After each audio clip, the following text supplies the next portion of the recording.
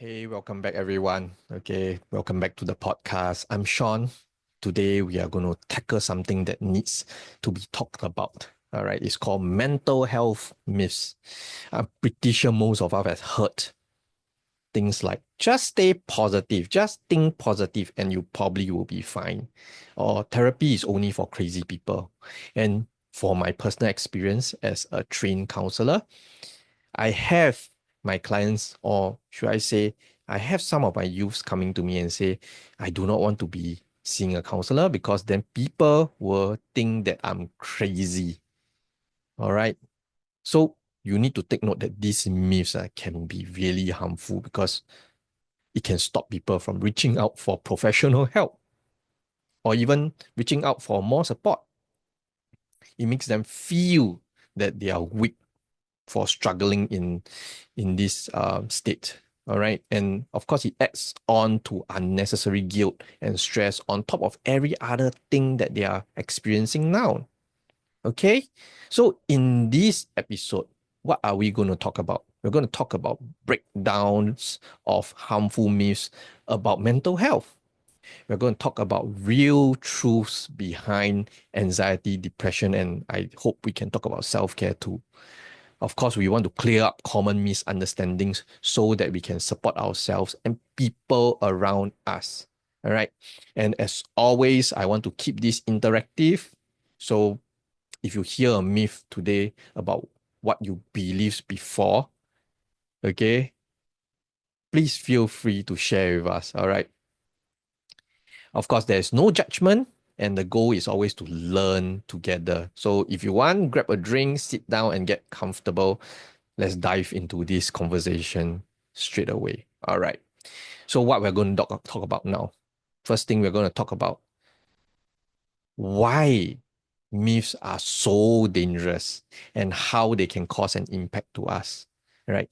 So, mental health myths is not just wrong. The thing is, they shape the way people think about their struggles. Imagine if you're experiencing anxiety and then people tell you it's just overthinking. Or if you're experiencing depression, people say you are just feeling lazy or you're just a lazy person. What happens? People feel ashamed.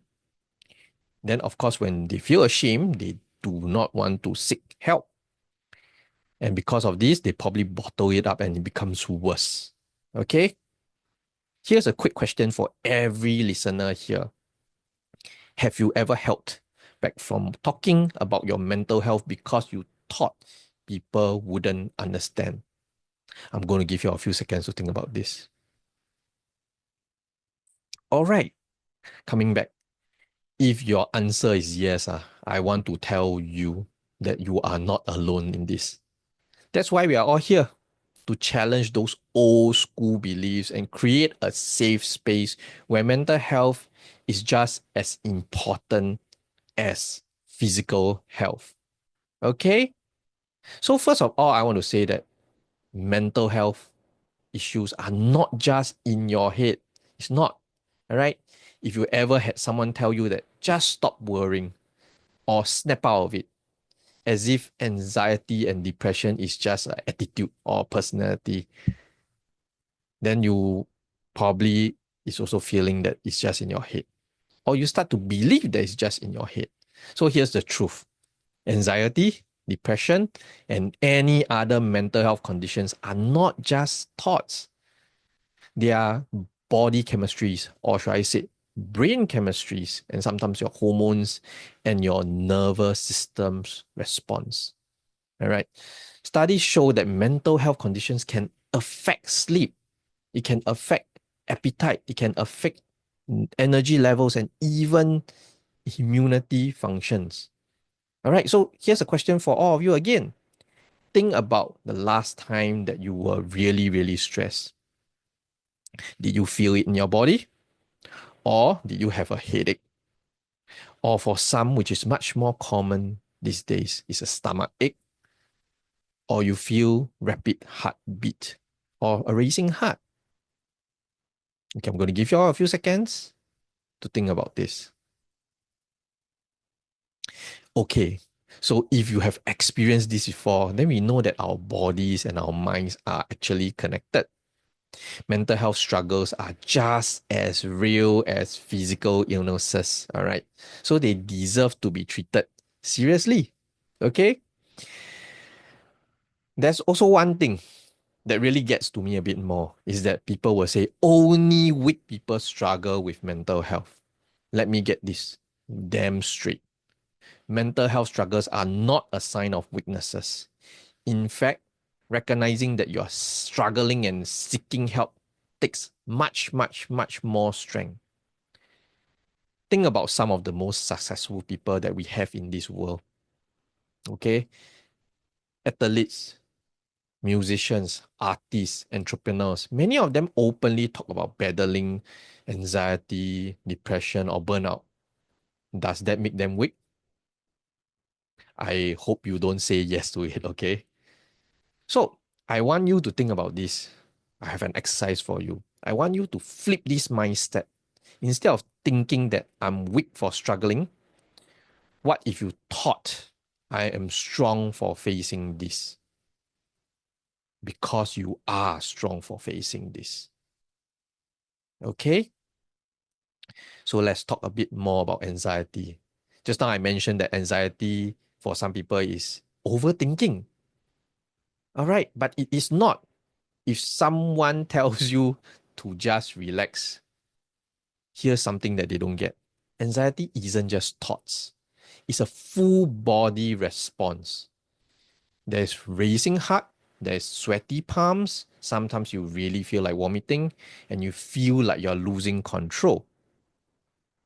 It is linked to a fight or flight in the brain system. When your brain thinks there is danger, it sends stress signals. Okay. And even if the danger is just a deadline or some kind of social situation, you still have that fight or flight system triggering in your brain. All right. So think of a time when anxiety hit you. If you're going through it, what did it feel like physically? If someone just told you to stop overthinking, would you have feel that you have been helped? Okay, so it's for you to think, even if you're not experiencing anxiety, think about this. If you are the one experiencing it, somebody asks you to stop, how would you feel? All right. So what I want to say is that anxiety isn't something that you can just turn off, but there are ways to manage it, like grounding techniques, like breathing exercises, like mindfulness exercises. All right. Okay. Next, we want to talk about depression. People are talking about depression, which I mentioned earlier on. Depression is just sadness. Depression is just laziness. Have you experienced depression before? If you have, okay, you might think it's just feeling down. All right. But in reality, depression isn't just sadness. It sometimes is numbness, it's exhaustion, it's losing interest in things that you used to love and want to do in the past. All right.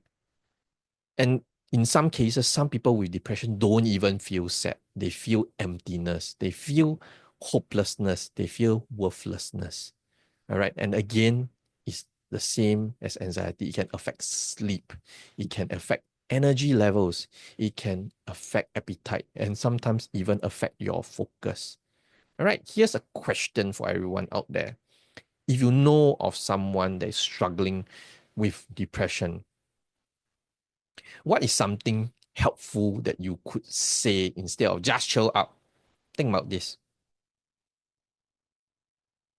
All right, let's come back.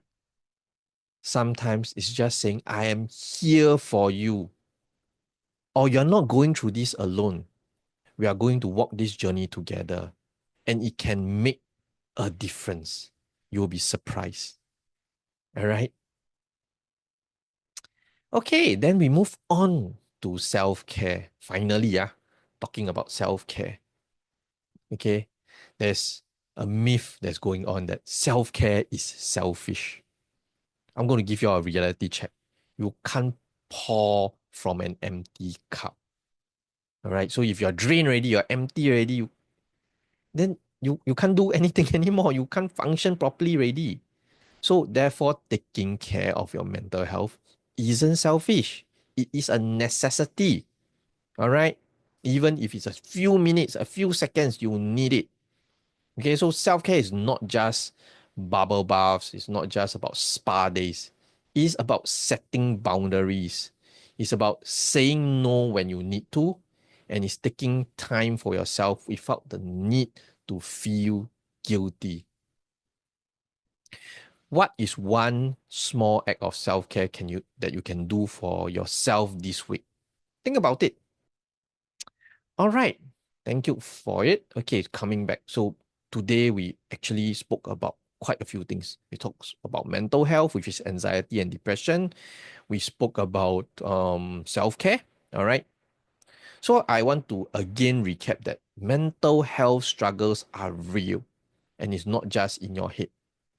Asking for help is a strength, not a weakness. Anxiety is more than just overthinking. It is a full body response. Okay? Depression isn't just sadness, it is something much, much more deeper. Of course, depression is also not laziness, all right? And of course, lastly, is self care is not selfish, it's an essential, it's a necessity. All right? I hope that today's episode has cleared up most of your misconception, all right, or at least clear up any of your misconception. I hope that you can share this with someone else, all right, who might need to hear this, and let's break the stigma together. All right. Until next time, take care of your mind, be kind to yourself, and remember mental health matters. And of course, see you soon in our next episode. Thank you.